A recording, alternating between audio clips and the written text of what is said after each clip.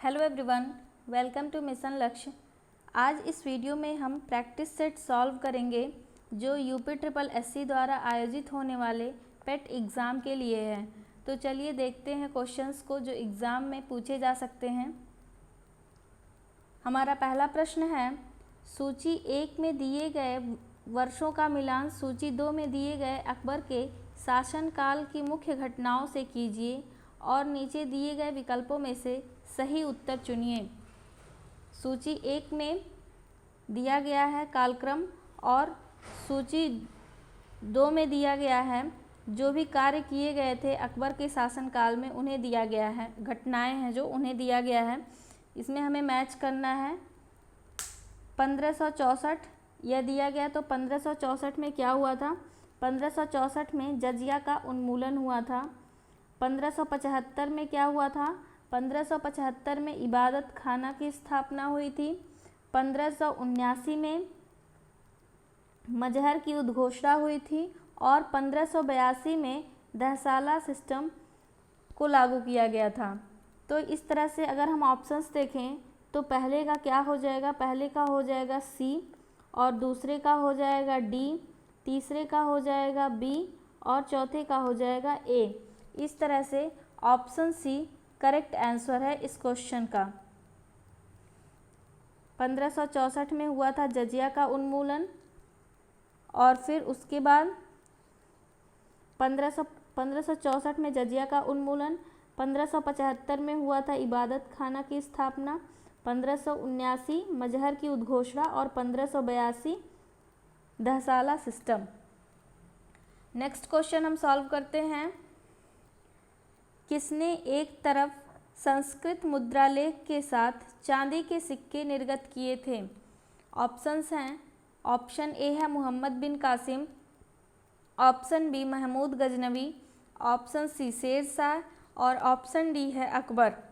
तो जिसने संस्कृत मुद्रालेख के साथ चांदी के सिक्के निर्गत किए थे वह कौन सा राजा था? वह था महमूद गजनवी। इस तरह से इस क्वेश्चन का सही आंसर है ऑप्शन बी। नेक्स्ट क्वेश्चन है, दक्षिणी भारत का प्रसिद्ध तक्कोलम का युद्ध हुआ था? किसके किसके मध्य तक्कोलम का युद्ध हुआ था? इस प्रश्न में पूछा गया है। ऑप्शंस हैं, ऑप्शन ए चोल एवं उत्तर चालुक्य के मध्य, ऑप्शन बी चोल एवं राष्ट्रकूटों के मध्य, ऑप्शन सी चोल एवं होयसल के मध्य, ऑप्शन डी चोल एवं पांड्यों के मध्य। तो तक्कोलम का युद्ध किसके किसके बीच हुआ था? तक्कोलम का युद्ध जो हुआ था वह हुआ था चोल एवं राष्ट्रकूटों के मध्य हुआ था। प्रसिद्ध तक्कोलम का युद्ध चोल और राष्ट्रकूटों के मध्य हुआ था। इस तरह से इस क्वेश्चन का ऑप्शन बी सही है। नेक्स्ट क्वेश्चन देखते हैं, प्रारंभिक जैन साहित्य निम्नलिखित में से किस भाषा में लिखा गया था? जो जैन साहित्य थे उन्हें किस भाषा में लिखा गया था? ऑप्शंस हैं, अर्धमागधी, ऑप्शन बी पाली, ऑप्शन सी प्राकृत, ऑप्शन डी संस्कृत। तो दोस्तों जो जैन साहित्य था उसे लिखा गया था अर्धमागधी भाषा में। तो यहाँ पर करेक्ट आंसर हो जाएगा अर्धमागधी, ऑप्शन ए। जो जैन साहित्य थे वो अर्धमागधी भाषा में लिखे गए थे। नेक्स्ट क्वेश्चन है, मानव समाधानों में कुत्ते दफनाए गए थे?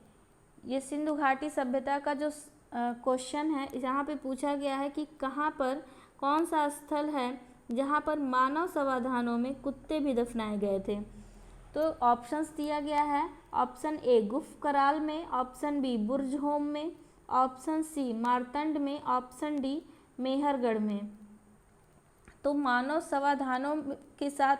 समाधानों में कुत्ते दफनाए गए थे, इसका साक्ष्य कहाँ से मिला है? इसका साक्ष्य मिला है बुर्जहोम से। तो यहाँ पर ऑप्शन बी सही होगा, बुर्जहोम में मानव समाधानों में कुत्ते दफनाए गए थे। नेक्स्ट क्वेश्चन है, बोर्ड ऑफ कंट्रोल की स्थापना किस अधिनियम के अंतर की गई थी? बोर्ड ऑफ कंट्रोल की स्थापना कब की गई थी? ऑप्शंस दिए गए हैं, रेगुलेटिंग अधिनियम 1773, सेटलमेंट अधिनियम 1781, चार्टर अधिनियम 1813 या फिर पिट्स इंडिया अधिनियम 1784। तो बोर्ड्स ऑफ कंट्रोल की स्थापना की गई थी पिट्स इंडिया अधिनियम 1784 के समय में। इस अधिनियम के दौरान ये बोर्ड ऑफ कंट्रोल की स्थापना की गई थी। नेक्स्ट क्वेश्चन है, आचार्य विनोबा भावे किस आंदोलन में भाग लेने के लिए प्रथम बार गिरफ्तार हुए थे? ऑप्शंस हैं बारदोली आंदोलन, चंपारण सत्याग्रह, सविनय अवज्ञा आंदोलन या फिर असहयोग आंदोलन।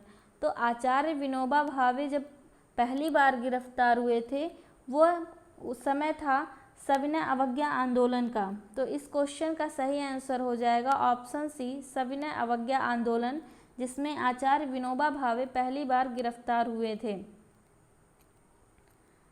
नेक्स्ट क्वेश्चन है, जलियांवाला बाग नरसंहार कब हुआ था? जलियांवाला नरसंहार हुआ था, ऑप्शन है 13 अप्रैल 1918, 13 अप्रैल 1917, 13 अप्रैल 1919, ऑप्शन डी है 13 अप्रैल 1916।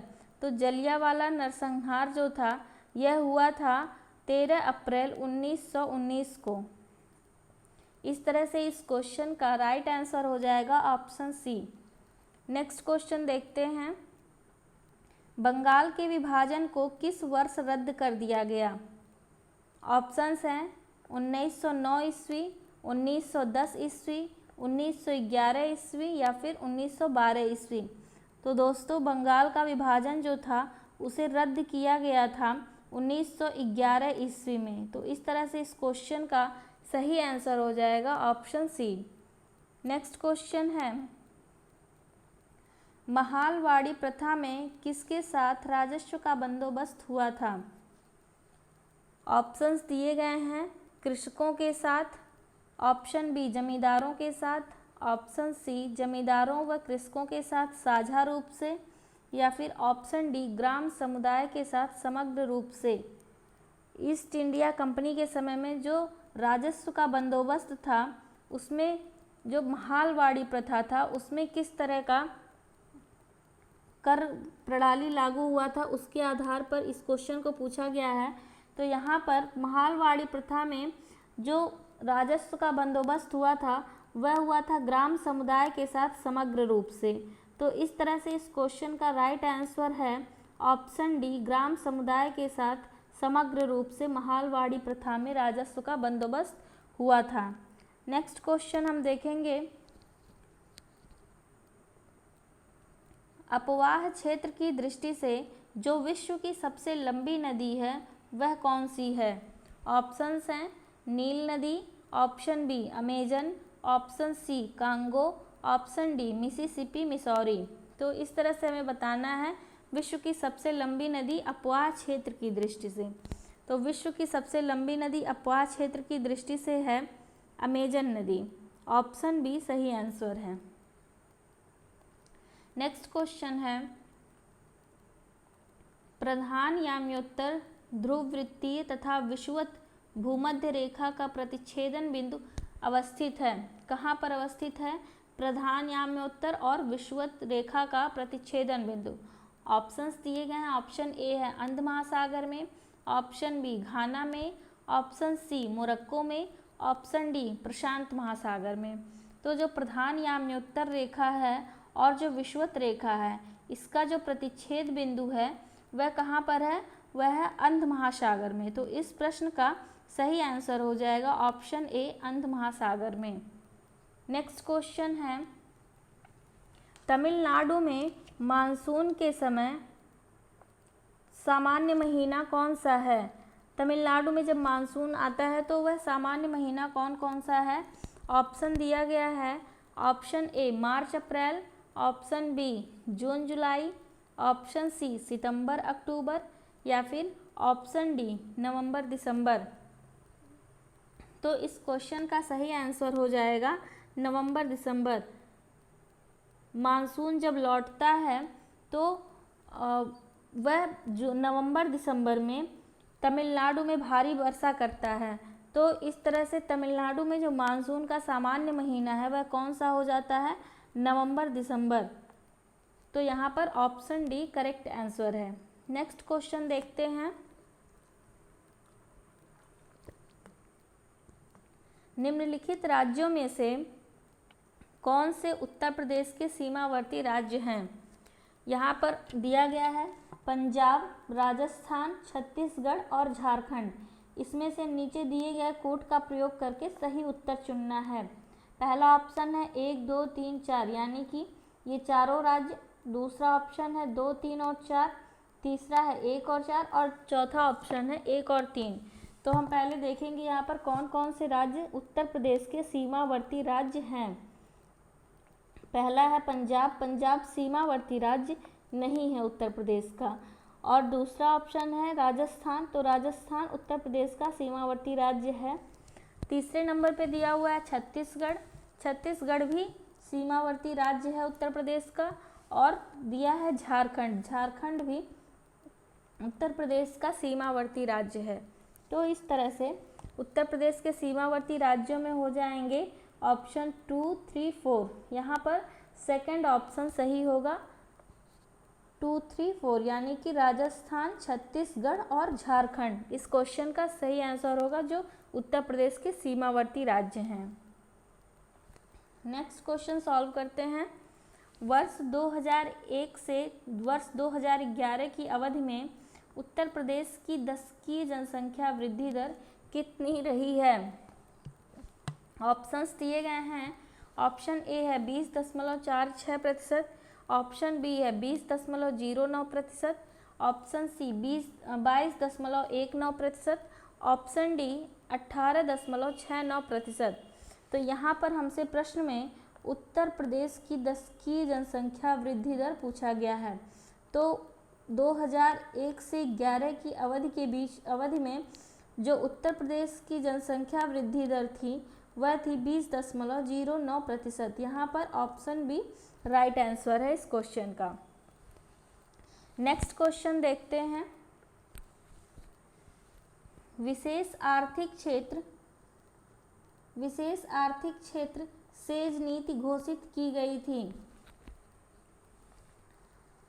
ऑप्शंस दिए गए हैं अप्रैल 2000 में, ऑप्शन बी अप्रैल 2001 में, ऑप्शन सी अप्रैल 2002 में या फिर ऑप्शन डी अप्रैल 2003 में। तो विशेष आर्थिक क्षेत्र नीति जो थी इसको सेज नीति भी कहते हैं। और यह कब घोषित की गई थी? यह घोषित की गई थी अप्रैल 2000 में। इस तरह से इस क्वेश्चन का ए ऑप्शन सही है कि सेज नीति अप्रैल 2000 में घोषित की गई थी।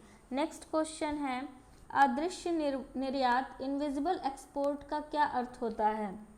ए ऑप्शन है सेवाओं का निर्यात, बी ऑप्शन है प्रतिबंधित सामान का निर्यात, सी ऑप्शन है अलिखित अनरिकॉर्डेड सामान का निर्यात या फिर डी ऑप्शन तस्करी से सामान का निर्यात। तो जो अदृश्य निर्यात होता है इसका अर्थ होता है सेवाओं का निर्यात, यानी कि यहाँ पर ऑप्शन ए सही है सेवाओं का निर्यात, जिसे अदृश्य निर्यात भी कहते हैं। नेक्स्ट क्वेश्चन देखते हैं। खादी ग्रामोद्योग आयोग की स्थापना किस पंचवर्षीय योजना काल में की गई थी? ऑप्शंस हैं तीसरी पंचवर्षीय योजना, चौथी पंचवर्षीय योजना, दूसरी पंचवर्षीय योजना या फिर पहली पंचवर्षीय योजना।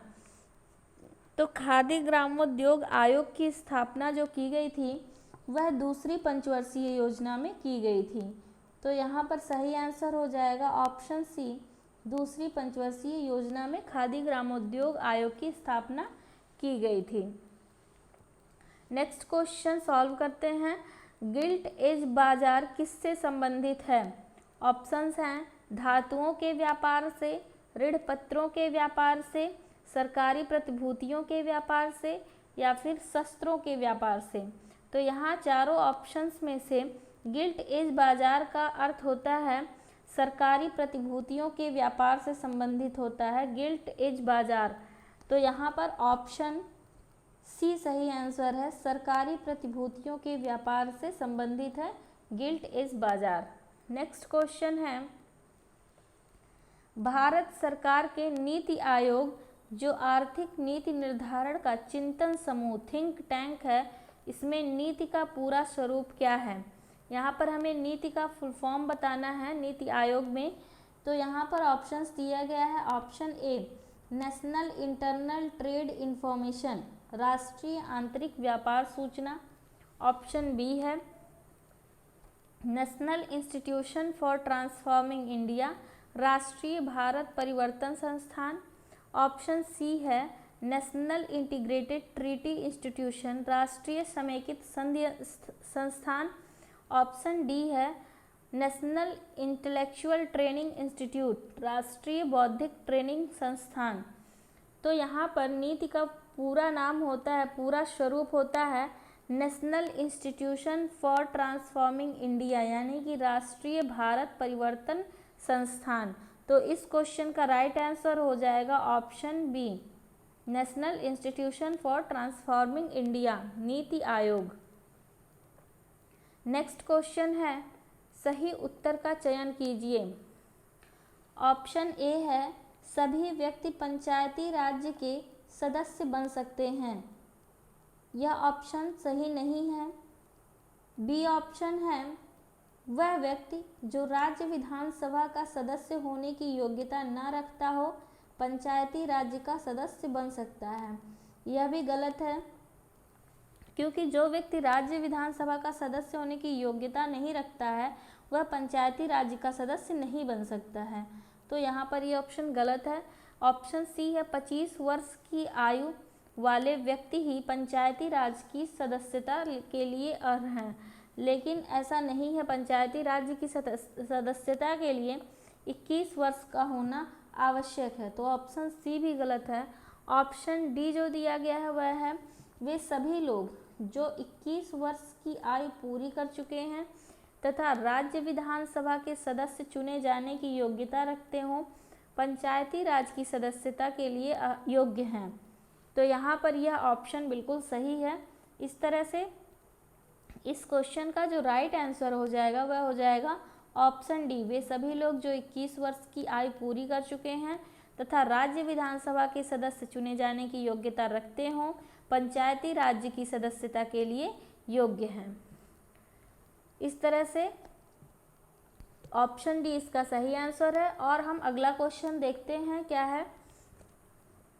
कोई विधेयक धन विधेयक है या नहीं, इसका निश्चय निम्न में से कौन करता है। ऑप्शंस दिए गए हैं। ऑप्शन ए है वित्त मंत्री, ऑप्शन बी है राज्यसभा का सभापति, ऑप्शन सी है भारत का राष्ट्रपति, या फिर ऑप्शन डी लोकसभा का अध्यक्ष। तो कोई भी विधेयक धन विधेयक है या नहीं, इसका विनिश्चय हमेशा लोकसभा के अध्यक्ष तय करते हैं। तो यहाँ पर क्या हो जाएगा, राइट आंसर हो जाएगा लोकसभा का अध्यक्ष।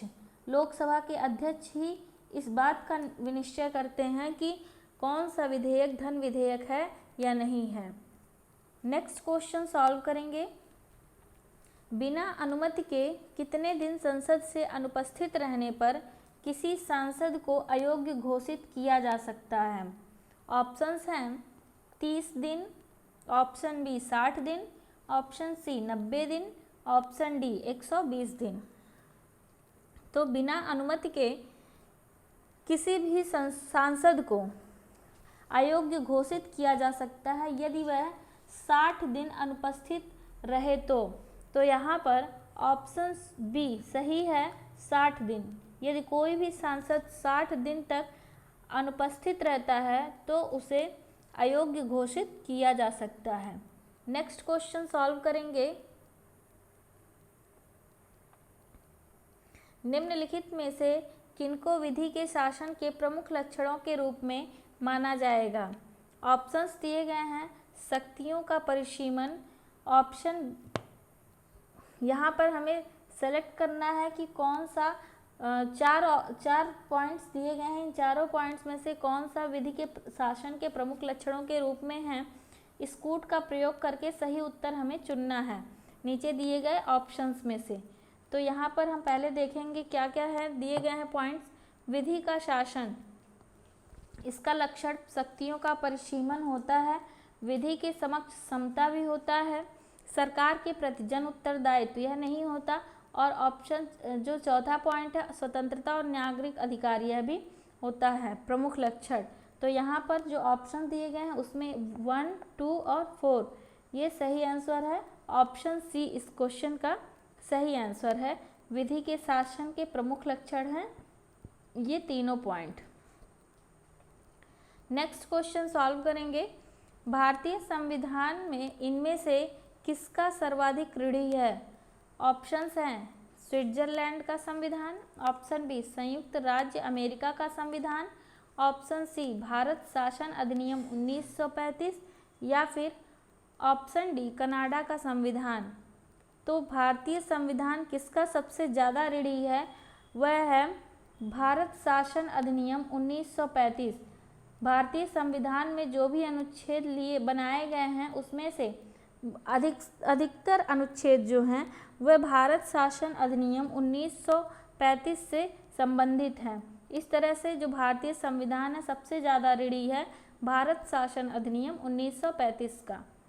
नेक्स्ट क्वेश्चन है रक्त होता है। ऑप्शंस हैं ऑप्शन ए एक संयोजी ऊतक, ऑप्शन बी एक उपकलित ऊतक, ऑप्शन सी ए व बी दोनों, ऑप्शन डी इनमें से कोई नहीं। तो रक्त जो होता है वह एक संयोजी ऊतक होता है। तो यहाँ पर ऑप्शन ए सही आंसर है, एक संयोजी ऊतक। रक्त एक संयोजी ऊतक होता है। नेक्स्ट क्वेश्चन है निम्नलिखित जंतुओं में से किसमें 3 प्रकोष्ठ वाला हृदय होता है? 3 चैम्बर्ड हार्ट किसमें होता है? 3 चैम्बर्ड ऑप्शंस दिए गए हैं बंदर, ऑप्शन बी मगर, ऑप्शन सी मछली, ऑप्शन डी मेढक। तो इन ऑप्शंस में से जो मेढक होता है इसमें 3 चैम्बर्ड हार्ट होते हैं, यानी कि 3 प्रकोष्ठ वाला हृदय पाया जाता है। किसमें? मेढक में पाया जाता है। ऑप्शन डी इस क्वेश्चन का सही आंसर है। नेक्स्ट क्वेश्चन सॉल्व करेंगे। भारी जल है एक क्या है? भारी जल क्या है? ऑप्शंस हैं शीतलक, मंदक, एक प्रकार की औषधि या फिर ईंधन। तो भारी जल जो होता है वह एक मंदक के रूप में प्रयोग किया जाता है। तो इस तरह से इस क्वेश्चन का राइट आंसर है ऑप्शन बी मंदक। भारी जल एक मंदक है।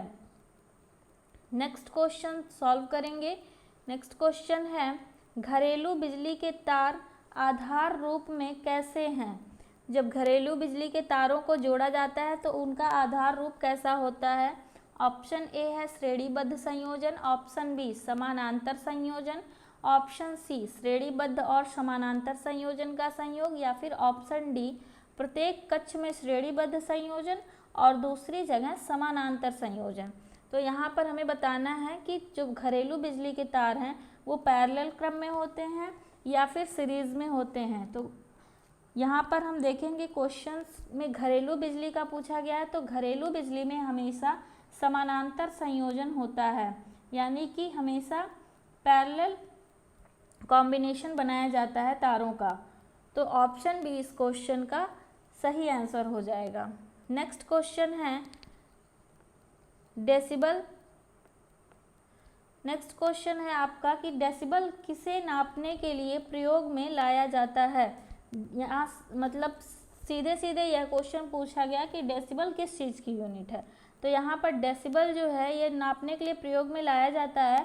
ऑप्शंस दिए गए हैं ए खून में हीमोग्लोबिन, बी पेशाब में शक्कर, ऑप्शन सी वातावरण में ध्वनि, या फिर ऑप्शन डी वायु में कण। तो डेसिबल जो है यह संबंधित है वातावरण में ध्वनि को मापने से संबंधित है। तो इस क्वेश्चन का सही आंसर हो जाएगा वातावरण में ध्वनि। डेसिबल जो है डेसिबल नापने के लिए प्रयोग में लाया जाता है, वातावरण में ध्वनि को नापने के लिए प्रयोग में लाया जाता है। इस तरह से इस क्वेश्चन का ऑप्शन सी सही आंसर है। तो इस तरह से हमने बहुत ही इंपॉर्टेंट क्वेश्चंस को सॉल्व किया जो पेट एग्ज़ाम में पूछे जा सकते हैं। तो इस वीडियो में इतना ही, बाकी हम नेक्स्ट वीडियो में सॉल्व करेंगे। थैंक्स।